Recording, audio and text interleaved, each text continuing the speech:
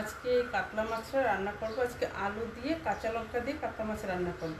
পাতলা ঝোল করব আজকে। আর মশলাপাতি তেমন দেবো না, হালকা করে রান্না হবে। কেমন লাগবে কে জানে। কাঁচা লঙ্কা দিয়ে তেমন রান্না তো আমরা করি না, সবসময় রান্না করি একদম লাল লঙ্কার গুঁড়ো টুড়ো দিয়ে স্পেশাল করে। তা আজকে রান্না হবে একদম হালকা পাতলা ঝোল, কাঁচা লঙ্কা আলু দিয়ে কাতলা মাছের মাছে আমি লবণ হলুদ মাখিয়ে নিয়েছি। এদিকে তেল গরম হয়ে গেছে, দেখো। এখন মাছটা ভাজা বসাবো।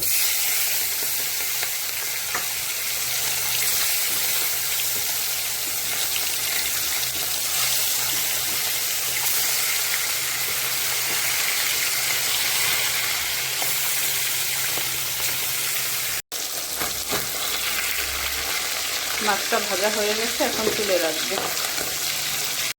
মাছ ভাজা তেলের ভিতরেই ফোড়ন দিয়ে দিচ্ছি জিরে আর শুকনো লঙ্কা। এখন দিয়ে দেবো আলু।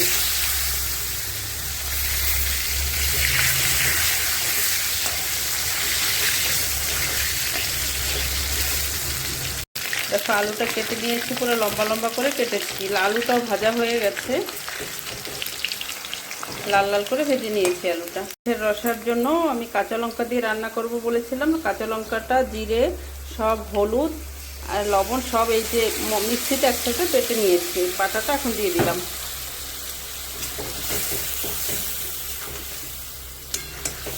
কাঁচা লঙ্কার তরকারি ভালো লাগে খেতে। দেখো কালারটা কি সুন্দর আসছে, লাল টুকটুকে আসেনি, একটা সুন্দর একটা আলাদা কালার আসছে। এখন এটা ভালো করে ভেজে নেব। এই মশলার ভিতর সব কিছু দেওয়া আছে, হলুদ গুঁড়ো, লবণ, জিরে ধনের গুঁড়ো, মানে সব দিয়ে কাঁচা লঙ্কা দিয়ে মিক্সিতে বেটে দিয়েছি। এখন এটা কষাতে থাকি ভালো করে।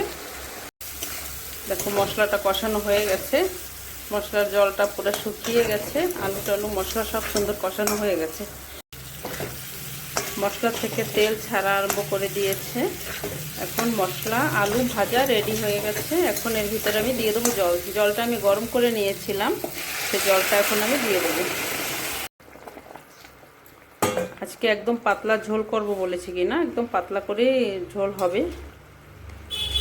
এখন জাল হোক এটা।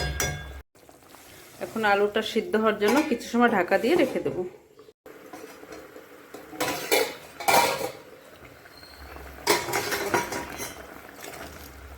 আলুটা দেখি না সিদ্ধ হয়েছে নাকি। হ্যাঁ, আলু সিদ্ধ হয়ে গেছে। এখন এর ভিতরে দিয়ে দেবো সে ভেজে রাখা মাছ। বাবা দেখা যাচ্ছে না। এখন দিয়ে দেবো সে ভেজে রাখা মাছ। মাছটা দিয়ে কিছু সময় জাল দিয়ে নেব। দেখো কেমন একটা কালার এসেছে, সবুজ সবুজ, হলুদ হলুদ। কাঁচা লঙ্কা বাটা মাছের কালার তো একটা অন্যরকমই আসছে। এখন কিছু সময় জাল হোক। কাঁচা লঙ্কা দিয়ে আলু দিয়ে মাছের পাতলা ঝোল আমার রেডি। এই যে তরকারিটা হয়ে গেছে, দেখো ঝোলটা মোটামুটি পাতলা তেমনই হয়নি, ঠিক আছে। রান্নাটা কেমন হয়েছে আমাকে কমেন্ট করে জানাবে। ভালো লাগলে একটা লাইক কমেন্ট শেয়ার করে দিও। আজকের মতন এখানে রাখি। সবাই ভালো থেকো, সুস্থ থেকো।